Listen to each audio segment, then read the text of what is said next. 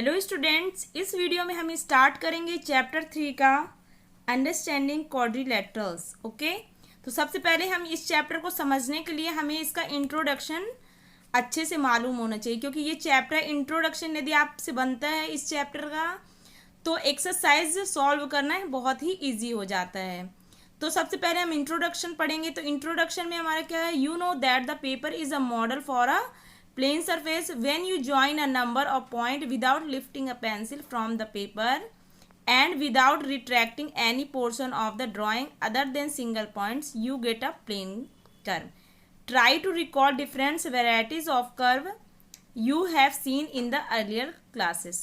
जब हम curve solve करेंगे तब हमें मालूम होगा कि चैप्टर में आपको कैसे सॉल्व करना है। तो कर्व क्या है, जैसे हमने एक लाइन बनाई, ओके, ये जब हम पेंसिल की मदद से विदाउट लिफ्ट, पेंसिल को विदाउट लिफ्ट किए मतलब बिना उठाए, आपके इंट्रोडक्शन में लिखा है कि जब हम पेंसिल को बिना उठाए कोई भी आकृति बनाते हैं, ओके, तो ये हमारा क्या है, कर्व है।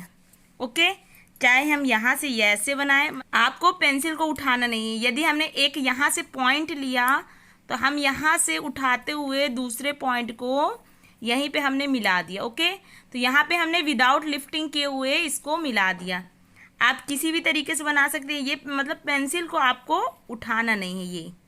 ओके, ये आपने कोई भी लिया, बस पेंसिल को बिना उठाए पॉइंट से हमने उठाया, कोई भी आकृति बनाई और उसी पॉइंट पे ले जाकर हमने पेंसिल को से मिला दिया। ये है हमारा कर्व।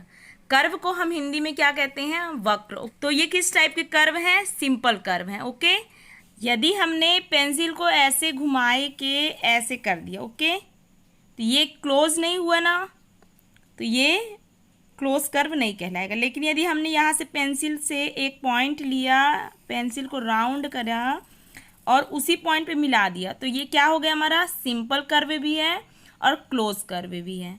लेकिन हमने एक ऐसे लिया, ऐसे लिया, ऐसे लिए, पेंसिल को हम लिफ्ट नहीं कर रहे हैं। ओके, हमने कोई भी आकृति बनाई, यहाँ पे इसी पॉइंट पे जोड़ दिया, ये तो कर्व है, लेकिन ये सिंपल कर्व नहीं माना जाएगा, जैसे कि स्टार। स्टूडेंट्स, तो चलिए हम ये वाला चैप्टर का फर्स्ट पेज सॉल्व करते हैं, इंट्रोडक्शन का। Match the following. ओके, अब हम इनको मैच कर लेते हैं। आपको पता हो गया कि कर्व क्या होते हैं। ओके, तो सबसे पहले हम सिंपल पहले मैच कर देते हैं, उसके बाद हम डिफिकल्ट करेंगे। तो ये कैसा है, सिंपल क्लोज्ड कर्व। ओके, हमने एक पेंसिल लिया, इस पेंसिल की मदद से ऐसे उठा के हमने ऐसे मिला दिया, तो ये सिंपल भी है, क्लोज भी है और कर्व भी है। ओके, तो 3 नंबर का क्या हो जाएगा, ए नंबर।